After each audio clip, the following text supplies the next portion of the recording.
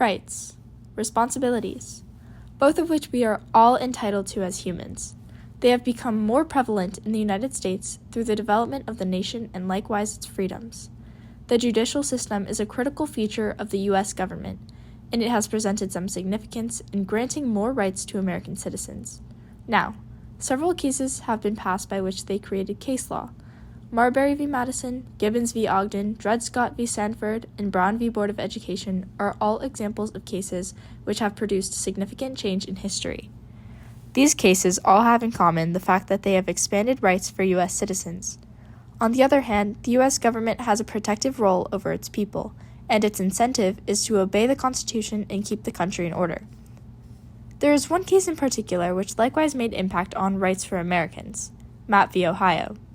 Ruled in 1961, this is a case that broadened horizons for the U.S. citizens whose Fourth Amendment rights were overlooked.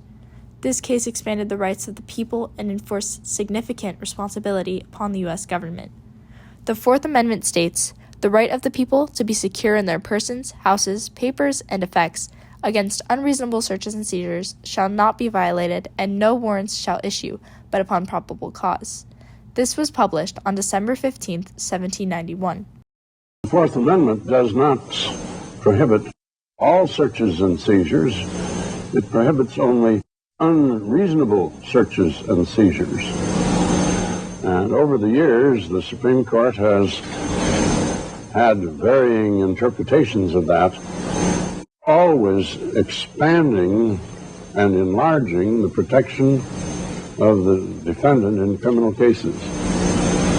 You will have great difficulty in finding cases where the protection for the defendant has been reduced, although some law professors in the United States have suggested that in the last 12 years since I came to the Supreme Court that we have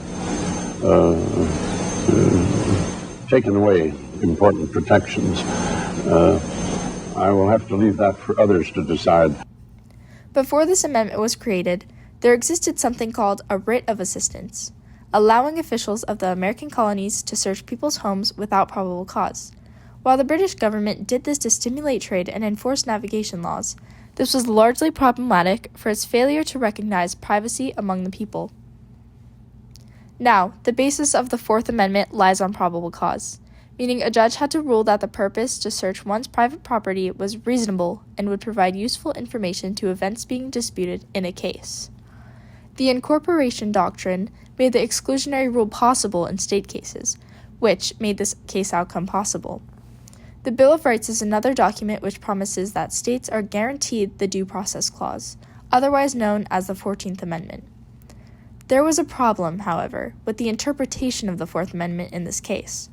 This amendment, like other amendments, was written vaguely, meaning its content is up for interpretation by the courts.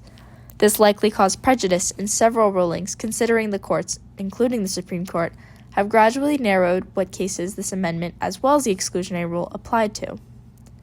The importance of Mapp v. Ohio can be seen in cases today, as it set the precedent for statewide cases regarding the exclusionary rule and set new limitations on the government to expand citizen rights. The Fourth Amendment made an appearance in several 20th century Supreme Court rulings. In 1914, the exclusionary rule was created after the ruling in Weeks v. United States. In 1920, the Supreme Court ruled on behalf of Silverthorne Lumber Company v. United States, where illegally acquired or tainted evidence was now inadmissible in trial.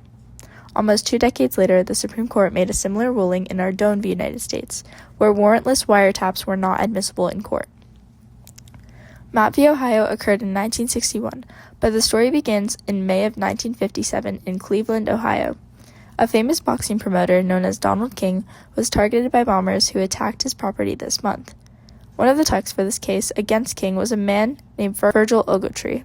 Cleveland police officers received an anonymous tip that Ogletree was hiding out at the house of Delry Mapp, so they attempted to search Mapp's home. She was resistant and initially told them off, saying that they were forbidden to search her house without a warrant. These officers were unsatisfied, so they gathered more officers and forced entry nearly 3 hours later, unwarranted. When Mapp asked for a warrant, she was flashed a false piece of paper disguised as one. Mapp's entire house was searched. In fact, she was handcuffed to her bed during the search. It wasn't until the police reached her basement that they found unloaded gun and obscene sketches, according to Ohio state law. Mapp was arrested on May 23, 1957, for possessing obscene materials even though she claimed not to own them. Ohio's pandering obscenity law states, "No person shall buy, procure, possess, or control any obscene material." Mapp was just days before a trial when her lawyer, A.L. Kearns, filed a motion to dismiss for her case was not supported constitutionally. Considering Mapp was being prosecuted for possessing something which was illegally seized by police, Kearns argued that this evidence was inadmissible under the Fourth Amendment. Likewise, Kearns also made an argument in favor of the exclusionary rule in its application to Mapp's case.